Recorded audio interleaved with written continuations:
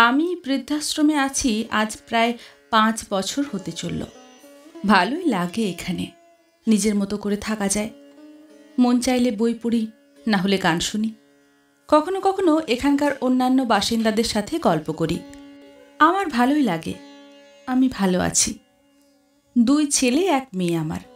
বড় ছেলে সজীব, পেশায় একজন ডাক্তার, সপরিবারে অস্ট্রেলিয়ায় থাকে।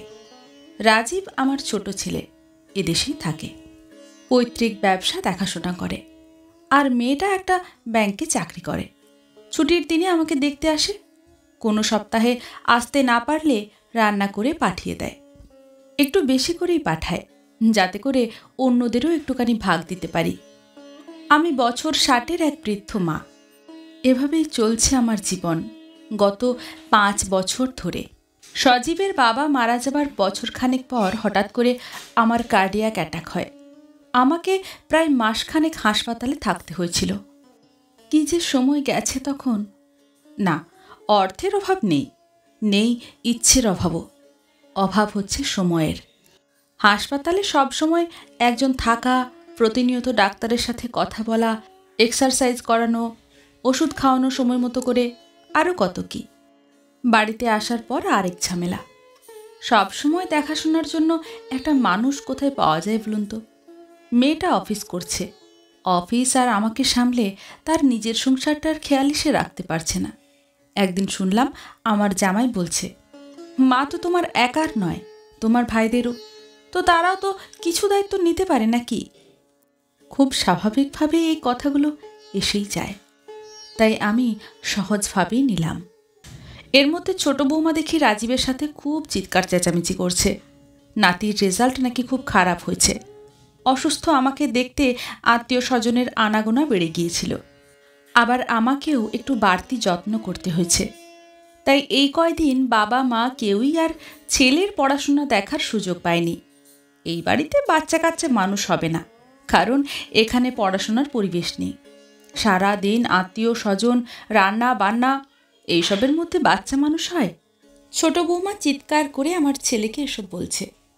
আমি শুনলাম এবং ভাবলাম, ঠিকই তো। আজকালকার এই প্রতিযোগিতার যুগে টিকে থাকতে হলে বাচ্চাকে ১০০ ভাগ সময় দিতে হবে। এখান থেকে ১০ ভাগও যদি অন্য কোথাও দেওয়া হয়, ক্ষতি হবে বাচ্চার। আমি অনেক ভেবে দেখলাম, বিভিন্ন দিক থেকে ভেবেছি।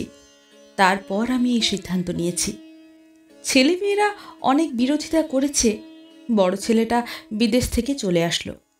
অনেক কান্নাকাটি করেছিল সে। আমাকে এখান থেকে নিয়ে অস্ট্রেলিয়াতে চলে যেতে চেয়েছিল। মেয়েটা অনুরোধ করেছিল যেন তার সাথে গিয়ে থাকি, কিন্তু আমি সবাইকে না করে দিয়েছি।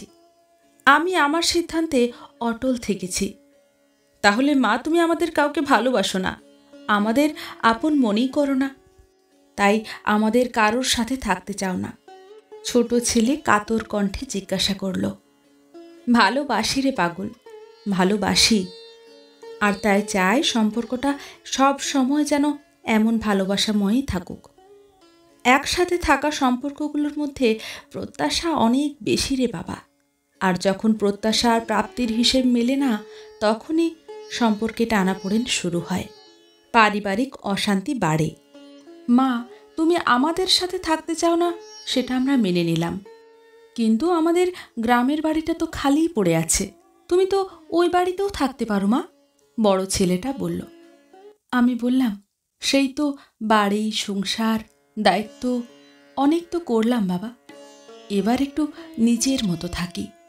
তোদেরও আমাকে নিয়ে টেনশন করতে হবে না, আর আমারও একা বাড়িতে মরে পড়ে থাকার ভয় থাকলো না। ছেলেরা বলল, তুমি যাবেই? বুঝতে পেরেছি মা। ঠিক আছে মা, বাধা দেব না। আর একটাই অনুরোধ তোমার কাছে, অন্তত তোমার খরচটা আমাদের দিতে দিও মা। আমি মুচকি হেসে বললাম, বেশ তো, দিবি না হয়। এর পরের কাজগুলো খুবই দ্রুত গুছিয়ে নিলাম।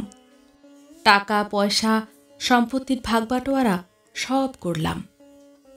আমার অংশের সম্পত্তিটুকু নিজের কাছেই রেখেছি, নিজের মতো করে ব্যবস্থা করব বলে। এই সম্পদ থেকে সমাজের বয়স্কদের জন্য কিছু করার ইচ্ছে আছে। এখানে অনেকেই আছেন যারা ছেলে মেয়েদের সাথে একটু সময় কাটানোর বিনিময়ে সর্বস্ব দিতে প্রস্তুত, কিন্তু ছেলে মেয়েদের সময় হয় না বৃদ্ধ বাবা মায়ের সাথে দুদণ্ড সময় কাটানোর। আবার অনেকে ভাগ্যের মা কিংবা বাবা হয়ে থাকতে চান না, তাই চলে আসেন এখানে। অর্থাৎ একদম নিরুপায় না হলে কেউ বৃদ্ধাশ্রমে আসাটা চিন্তাই করতে পারে না। অথচ বৃদ্ধাশ্রমে থাকাটা যে জীবনের শেষ বেলায় অনেক ধরনের পারিবারিক জটিলতার বিপরীতে কোনো সুন্দর বা সম্মানজনক সমাধান হতে পারে, এই ধারণাটাই এখনও সমাজে তেমন গ্রহণযোগ্য নয়। যতদিন আমরা মেয়েরা স্বামী, সন্তান, পরিবারের বাইরে নিজেকে অস্তিত্বহীন মনে করব, ততদিন এই বৃদ্ধাশ্রম ব্যাপারটা একটা ঋণাত্মক ব্যাপার হয়েই থেকে যাবে আমাদের মাঝে। এই বৃদ্ধাশ্রমে সবাই আমাকে হিংসা করে, ভালোবাসা মিশ্রিত হিংসা। বলে ছেলেমেয়েরা আপনাকে এত ভালোবাসে, এত তাদের সাথে থাকতে বলে, আর আপনি এখানে আশ্রমে পড়ে আছেন। আমি হাসি। আমি তাদের বোঝাতে পারি না আমি এখানেই ভালো আছি। আমি জানি আমার ছেলেমেয়েরা আমাকে অনেক ভালোবাসে, অনেক সম্মানও করে, কিন্তু আমি এটাও জানি এই ব্যস্ত জীবনে এখানে দিনের প্রতিটা ঘন্টা হিসাবের। সেখানে আমি তাদের কাছে একটা বাড়তি দায়িত্ব ছাড়া কিছুই নই। একজন মায়ের জীবন শুধু ছেলেমেয়েদের বড় করে তোলা আর বৃদ্ধ বয়সে তাদের উপরে নির্ভরশীল হয়ে বেঁচে থাকা নয়। বড় হওয়ার সাথে সাথে সন্তানদের নিজেদের জগৎ তৈরি হয়, নিজেদের পরিবার তৈরি হয়, তাদের ঘিরেই চলে জীবনের আবর্তন। সেইখানে বৃদ্ধ মা বা বাবা তাদের সেই জীবনের অংশ হতে পারে না। এটাই সত্য। অনেকেই হয়তো এই সত্যটা বুঝতে পারে না, কিংবা বুঝতে পারলেও না বোঝার ভান করে। হয়তো তাদের আর কোনো উপায় নেই, অথবা তারা যে কোনো মূল্যে সন্তানের কাছে থাকার লোভ সামলাতে পারে না। আমি যে কোনোভাবেই হোক এই লোভ সংবরণ করে নিলাম। আমি শেষ বয়সটা আমার নিজের মতো করেই কাটাতে চাই, আর তাই আমি বেছে নিয়েছি এই ঠিকানা। হ্যাঁ, এখন এটাই আমার ঠিকানা। আমি নিজে এই ঠিকানা বেছে নিয়েছি, একটু আমি হয়ে বাঁচার জন্য।